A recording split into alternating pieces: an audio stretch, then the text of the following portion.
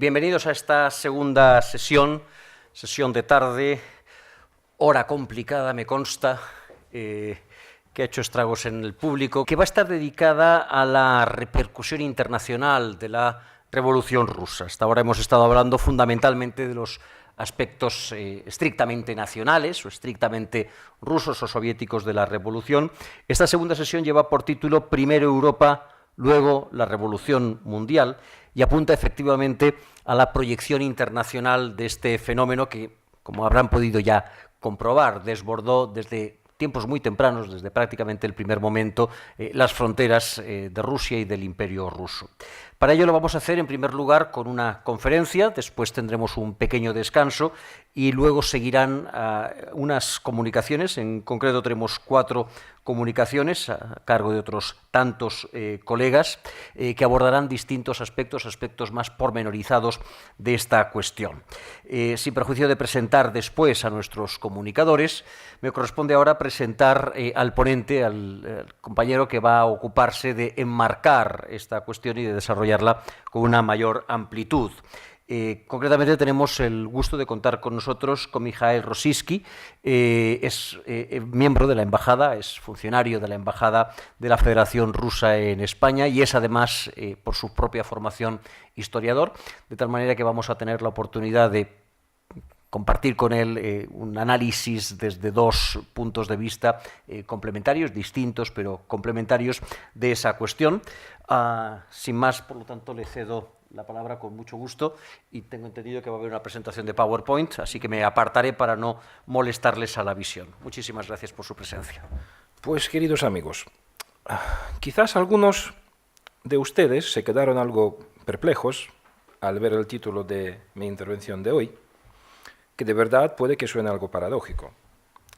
Sin embargo, la vida es un fenómeno tan complejo que a veces sí que puede haber una relación directa entre el proceso revolucionario y los fenómenos astronómicos, como sucedió hace 100 años en mi país. De este caso, precisamente, les propongo hablar hoy. Este año, como sabéis, en Rusia se celebra el centenario de 2 revoluciones, la de febrero y la de octubre de 1917. El aniversario se convirtió en el centro de la vida académica nacional, en la que se observa un verdadero aluvión de nuevos estudios y publicaciones sobre el tema, secundado por documentales, conferencias, coloquios, ediciones especiales de revista, etc. Los historiadores incluso proponen acuñar el término de la Gran Revolución Rusa, siguiendo el ejemplo de los franceses, para todos los sucesos del año 1917, pues de verdad se trata de un proceso continuo que inició con la caída de la monarquía rusa en febrero y encontró su culminación en octubre con la toma del poder por los soviets y la formación del primer gobierno bolchevique. Hoy quisiera proponerles hablar de un aspecto parcial de aquellos sucesos históricos, de cómo ciertas ideas, ciertas consignas políticas de aquel entonces se expresaban de forma simbólica con un lenguaje de alusiones bastante más profundas de lo que puede parecer a primera vista. Ahora bien, si me permiten, empecemos con un breve repaso de los hechos históricos. En febrero de 1917, como bien saben, a consecuencia de unas revueltas populares en Petrogrado, la capital del Imperio ruso de aquel entonces, y de un complot elitista apoyado por los militares, en Rusia fue destronada la dinastía Románov, que reinó más de 300 años. Fue consecuencia de una infinitud de factores, problemas internos y externos, que se agudizaron debido a la participación del país en la Primera Guerra Mundial. Llegó al poder el gobierno provisional, formado por los diputados de la Duma del Estado, la Cámara Baja del Parlamento de aquel entonces, y la futura organización del Estado ruso debía decidir la Asamblea Constituyente, que el gobierno provisional se comprometió a convocar. Se barajaban las posibilidades entre una monarquía constitucional y una república parlamentaria. Todos los revolucionarios de todas las épocas suelen pensar que construyen un mundo nuevo, mejor que el anterior. Un nuevo mundo siempre necesita nuevos símbolos para expresar sus valores, sus ideas y aspiraciones. La nueva Rusia, la Rusia supuestamente libre y democrática, Rechazó la heráldica tradicional, estrechamente relacionada con la aristocracia cortesana, y el nuevo estilo expresivo se percibe ya en el primer ejemplo de la heráldica revolucionaria, el distintivo del regimiento de infantería Volinsky, primero en alinearse con la causa de los sublevados. Como pueden ver, las formas redondeadas, las coronas de espigas de trigo, ahí aparece también la hoja de palma como símbolo del martirio por la causa de la revolución, la bandera roja o las vueltas de la cinta roja eran sus elementos básicos. El gobierno provisional optó por una simbología continuista. En el gran sello de las nuevas autoridades apareció el tradicional águila bicéfala, despojada de atributos monárquicos y redibujada al estilo medieval por el magnífico pintor ruso Iván Bilibin, que fue muy famoso a principios del siglo XX por sus ilustraciones a los cuentos populares rusos. En verano de 1917, sobre las pancartas y banderas de los partidarios del Soviet de los obreros, soldados y campesinos, un centro del poder alternativo al gobierno provisional, empezó a verse otro símbolo del trabajo liberado, que tendrá mucho futuro, la hoz y el martillo. A veces fue acompañado por una espada, en alusión al componente militar de los soviets. El símbolo de la unión de obreros y campesinos seducía con su laconismo y expresividad. El gobierno provisional ruso, en 8 meses de su existencia, tuvo 3 composiciones. Con cada cambio, su tono político se movía más a la izquierda, pero de nada servía. El gobierno se mostró absolutamente incapaz de resolver los problemas que aquejaban la sociedad rusa de aquel entonces. Los militares, que en la Rusia imperial tradicionalmente estaban alejados de la política, tampoco supieron actuar con decisión para salvar al país de la anarquía. Las simpatías de los más desfavorecidos, más afectados por la crisis económica que conllevó la guerra, se inclinaban a favor de los radicales populistas de la extrema izquierda. La fracción bolchevique del Partido Socialdemócrata Obrero de Rusia, encabezado por Vladimir Lenin, un emigrado político recientemente regresado de Suiza. Un partido minoritario, unido por la disciplina férrea y armado con el arma más potente de la ciencia social y económica occidental de aquel entonces, la teoría marxista, proponía un programa de reformas radicales que cambiarían completamente al país y darían solución rápida y fácil a la mayoría de sus problemas, pero siempre a costo de las clases más adineradas. Por la noche del 7 al 8 de noviembre de 1917, los paramilitares del partido, la Guardia Roja, asaltaron al Palacio de Invierno en Petrogrado, la sede del gobierno provisional, derrocáronlo y entregaron el poder al segundo Congreso de los Soviets. El Congreso confirmó la composición del nuevo gobierno de los comisarios del pueblo, en vez de antiguos ministros, bajo la presidencia del propio Lenin. Todavía en agosto de 1917, el gobierno provisional declaró Rusia una república.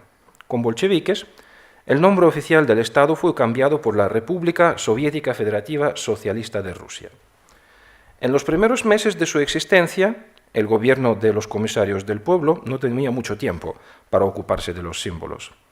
La paz con Alemania, la incipiente guerra civil y la crisis del aprovisionamiento, debido a esta última, estaban en el centro de su atención. La primera constitución de la Rusia soviética, adoptada en 1918, aludía a que los símbolos del Estado serían la hoz y el martillo y la nueva bandera sería de color rojo, pero sin especificar detalles. Los pintores, como pueden ver, ni siquiera tenían una descripción detallada del nuevo escudo para ponerlo en la portada de la primera edición del texto constitucional. Como pueden ver, tuvieron que rodear el elemento central, la hoz y el martillo, con una fantasía con fascios lictorios al estilo romano. El pintor ruso Sergei Chijonin propuso un proyecto de sello para el gobierno ruso soviético.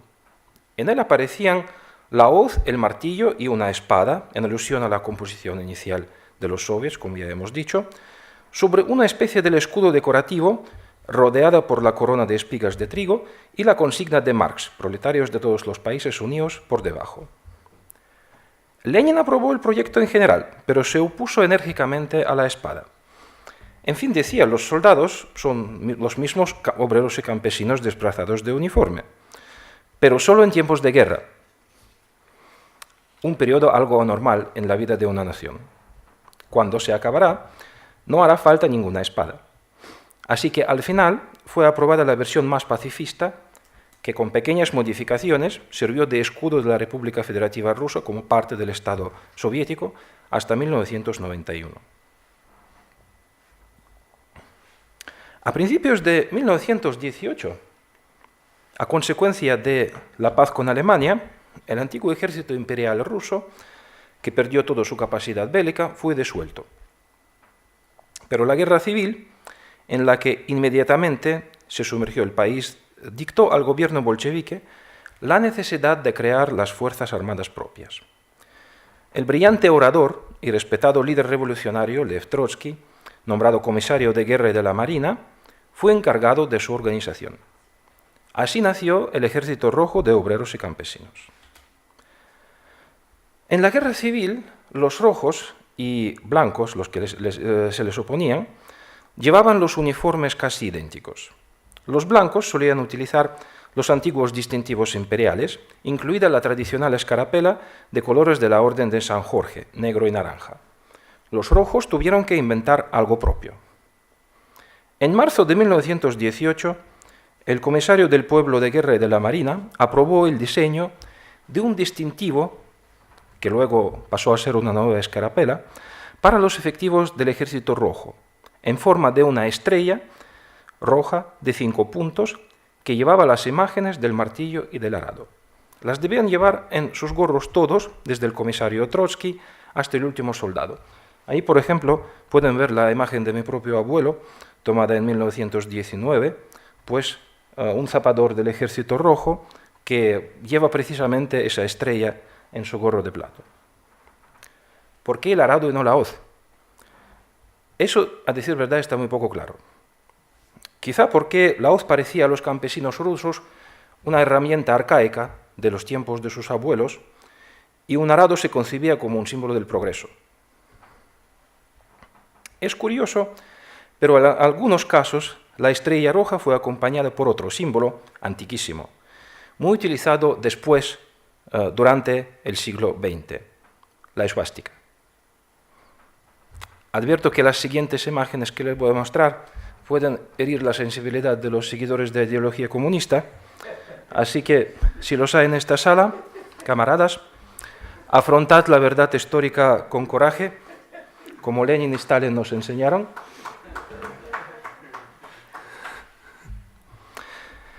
De verdad parece un curioso capricho del destino que los símbolos de las dos grandes ideologías antagonistas del siglo XX podían unirse en un distintivo de los tiempos de la Guerra Civil Rusa.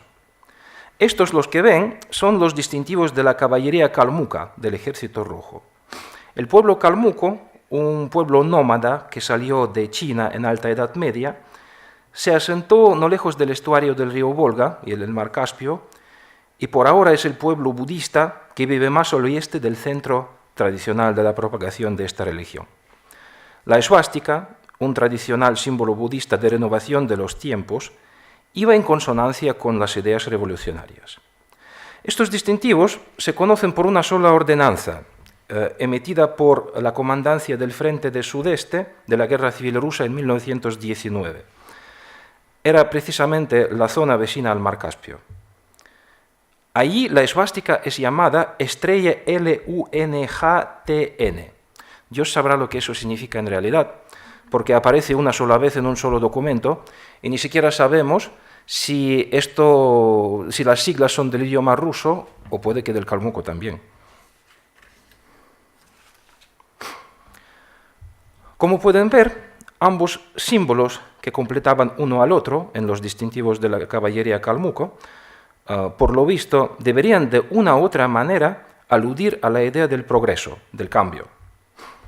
Otra faceta del significado de la estrella roja de 5 puntos descubren los documentos de los archivos militares rusos. De estos se sabe que en las ordenanzas del comisario del pueblo de la guerra del año 1918 solían llamar a la nueva escarapela del ejército revolucionario la estrella de Marte. Esta circunstancia quizá merece ser aclarada. Como símbolo militar, la estrella roja de 5 puntos es una creación de los tiempos de la Gran Revolución Francesa. Sus 5 puntos en realidad aluden a los 5 pétalos de flor de lis, del que, según la leyenda, nació el dios de guerra de los romanos. En el ejército ruso se utilizaba por lo menos desde los años 1820, después de las guerras napoleónicas, para distinguir los grados de los oficiales en las hombreras. Podía ser de color dorado o plateado, pero nunca rojo, por supuesto. ¿Por qué ha cambiado de color? Una de las explicaciones a este hecho nos podría dar un vistazo a los cielos nocturnos de Rusia en los años 1917-1918. Es que el verano de 1918 era el tiempo de la gran oposición del Marte. De hecho, el planeta rojo empezó a distinguirse en los cielos por su brillo y volumen ya desde finales de 1917. En la memoria de muchos contemporáneos, entre ellos los escritores Iván Bunin, el primer premio Nobel ruso, Alexei Tolstoy o Mikhail Bulgakov, se grabó para siempre la imagen apocalíptica de un país en ruinas, devastado por una cruel guerra civil, cuyos cielos iluminaba todas las noches un gran astro de color sangre. Pero ya hemos establecido que la estrella roja del Ejército Rojo, la estrella del Marte, se concebía como un símbolo de progreso frente a los distintivos del pasado imperial que ostentaba el bando blanco. ¿Qué tenía que ver con la idea del progreso el planeta Marte que iluminaba los cielos nocturnos de Rusia en 1918? Para entenderlo, deberemos retroceder un poco en el tiempo y analizar el estado del desarrollo de la ciencia astronómica a finales del siglo XIX y el impacto social de algunos de sus descubrimientos.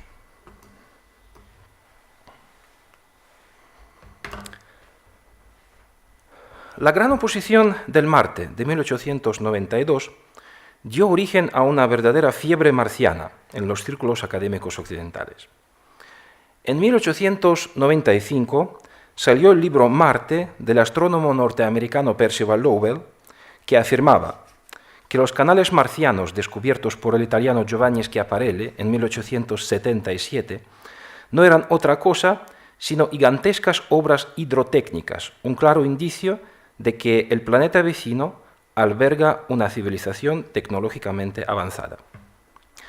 Todavía sin tener idea de la reacción nuclear, los científicos de entonces consideraban al Sol como una especie de gran brasero que se enfriaba paulatinamente al consumirse su combustible hidrógeno.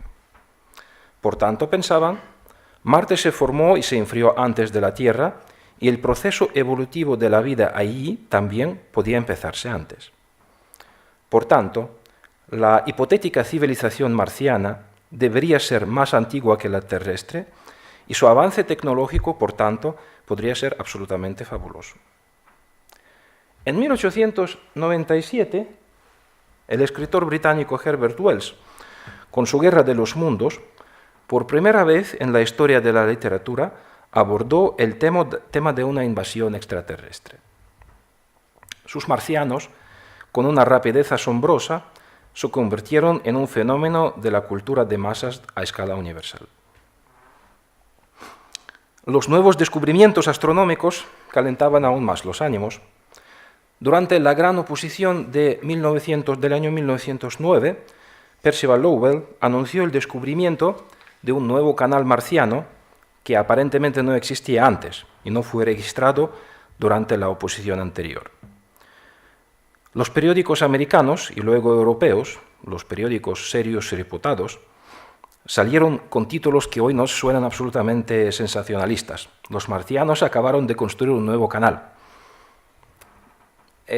Hay que recordar que en aquel entonces seguía la construcción del Canal de Panamá, que parecía ya interminable, desde 1879 más o menos. Hubo varios intentos de construirlo y se terminó todavía en 1914, en vísperas de la Primera Guerra Mundial. Toda esta construcción cobró bastantes vidas humanas y se convirtió en un sinónimo de gastos desmesurados y fraude financiero. Frente a esta dura realidad, la noticia de la construcción de una obra faraónica, que según los cálculos de los científicos debía de tener centenares de millas de longitud y varios kilómetros de anchura, pues en el planeta vecino fascinó tanto a los periodistas de la época que fue muy comentada a ambas orillas del Atlántico. Desde nuestra perspectiva actual, todo esto puede parecer ridículo, pero así fue la realidad científica de principios del siglo XX. Lowell y sus discípulos seguían registrando canales sobre Marte hasta su muerte en 1916. Ahora bien sabemos que se trata de una ilusión óptica, pero también de un efecto psicológico que producía el convencimiento de uno de los mejores astrónomos de sus tiempos. Sigue siendo una buena pregunta qué era lo que vio Lowell en realidad con su telescopio. Algunos opinan que fue el reflejo de la red capilar de su propio ojo. Pero supo convencer a los demás, eso es lo más importante. Pero todo esto se reveló mucho después. A principios del siglo XX, el tema de la civilización marciana estaba muy presente en el discurso científico y se discutía ampliamente por la sociedad ilustrada. Entre el público atento a los últimos logros de la ciencia estaban también los socialdemócratas rusos.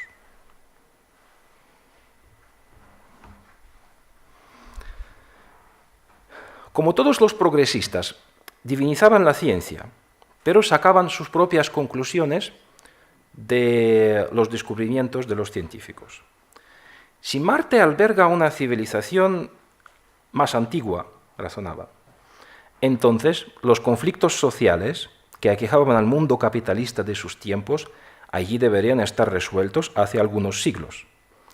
Y por tanto, la sociedad de allí, una sociedad del futuro para los habitantes de la Tierra, no podía ser otra cosa sino una sociedad comunista, organizada según los pronósticos de Marx.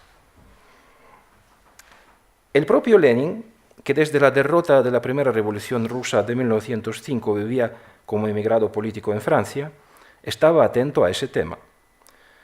Conoció personalmente al escritor británico Herbert Wells solo en 1920, cuando este último vino de visita a Moscú. Pero se conserva una carta de Lenin del año 1909 en el que comparte sus impresiones sobre el artículo The Things That Live on Mars que Wells publicó en la revista Cosmopolitan en marzo de 1908.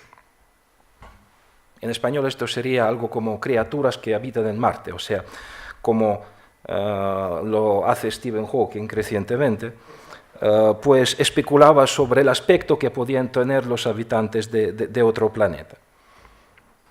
Allí, por cierto, pueden ver, bueno, no sé si se ve muy bien, la ilustración original del dibujante americano William Lake, que intentaba reflejar lo que pensaba el escritor británico sobre el aspecto que podían tener los extraterrestres.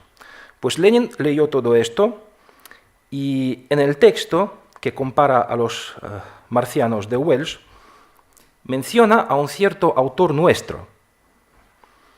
Quizá es hora que lo conozcamos también nosotros. Nuestro quiere decir del partido.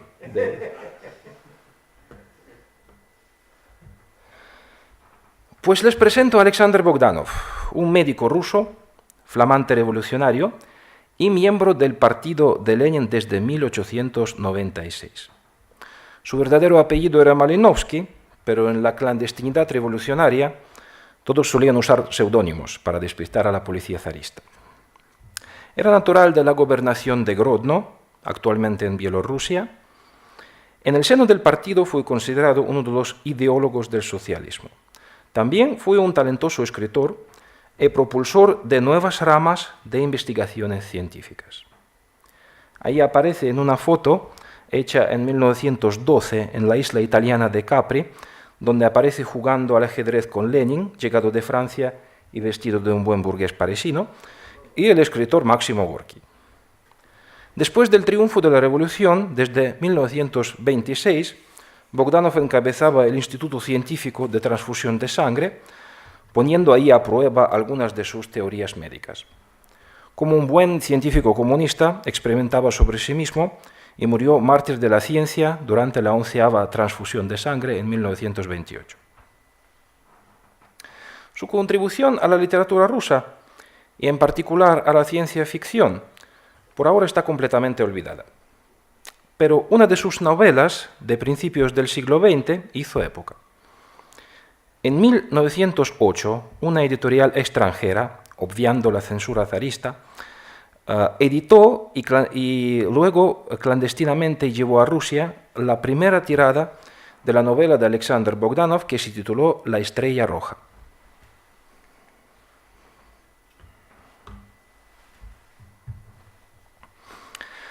Vista desde la perspectiva actual, la novela no era gran cosa, pero en vísperas de la Revolución de 1917 se convirtió en una lectura casi obligatoria de toda una generación de jóvenes de izquierdas. Su argumento es más o menos así.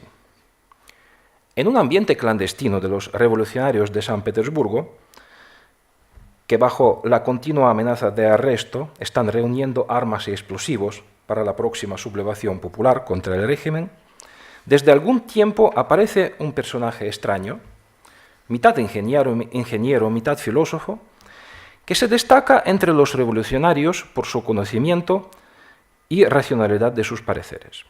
Es bajito, algo cabezudo, de día y de noche anda con gafas del sol, y su cara es tan estática que parece ser una máscara. Pronto revela su identidad a Leonid, el protagonista de la novela. Como ya podían adivinar, se trata de un comandante de una expedición científica marciana. Al quitar la máscara, resulta que los marcianos tienen la piel algo verdecita y los ojos enormes, pues en Marte, donde el Sol no es tan activo, para ver algo se necesitan ojos más grandes, suponía el autor. Pues el marciano propone a Leonid lo que hoy los especialistas en ovnis y platillos volantes llamarían una clásica abducción, un viaje interplanetario para conocer la sociedad del futuro por la que lucha el revolucionario ruso y sus compañeros. Pues en Marte la sociedad comunista existe desde hace algunos siglos.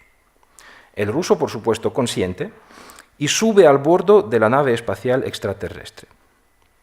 Durante el trayecto interplanetario observa a sus compañeros de viaje, los valientes comunistas marcianos, y descubre que algunos de ellos en realidad son mujeres. Qué raro, ¿verdad? E incluso se enamora de una marciana, a pesar de su piel algo verdecita y los ojos de búho. Pero bueno, todos sabemos que lo más importante, y por encima es algo calva, pero todos sabemos que lo más importante es la belleza interior. O sea, esto no es nada sorprendente. Y mucho menos importancia tiene todo esto cuando se trata de la unidad espiritual.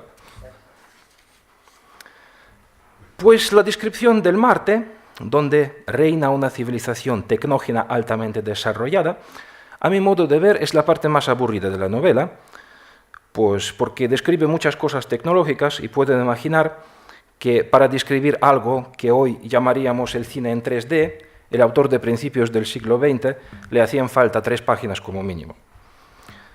Pero al final resulta que ni siquiera el Marte comunista es un paraíso. Este mundo, tan desarrollado y racional, se muere debido a la escasez del agua. Los científicos marcianos, que buscan la solución al problema, se dividen en 2 grupos. Uno, encabezado por el comandante de la expedición a la Tierra, propone colonizar el planeta Venus. Otro, encabezado por un marciano antipático, propone colonizar la Tierra, que está más cerca, y esto sería más fácil, pero supone el exterminio de los terrícolas, cuya civilización atrasada no es considerada digna de existir. Durante una discusión pública en un palacio de cristal, como suele ser en las novelas de ciencia ficción, Leonid mata al malvado marciano a balazos, como debería hacer un buen revolucionario radical, Y esto provoca un tremendo escándalo, pues en Marte ese tipo de crímenes es desconocido desde hace siglos. Entonces, Leonid es condenado y expulsado nuevamente a la Tierra. Allí aparece en San Petersburgo, en medio de una revolución preparada por sus compañeros del partido, pero que termina en fracaso. Sería una clara alusión a 1905. Es a punto de ser arrestado por la policía, pero de repente aparece su amada marciana y ambos se escapan en una máquina voladora de los extraterrestres ante los ojos de un atónito suboficial de la policía. Hasta aquí el argumento de la novela. Pues todo esto lo leyeron en su época todos los compañeros del partido de Bogdanov y muchos más. Al propio Lenin la novela no le gustó mucho. Temía que iba a distraer a los jóvenes del partido, que se pondrían a soñar con Marte y con bellas marcianas, en vez de hacer la revolución en tierra. Pero las palabras, la estrella roja, como sinónimo del progreso social, por lo visto, se grabaron en la conciencia de muchos para reaparecer en 1918 en forma del singular distintivo del Ejército Rojo.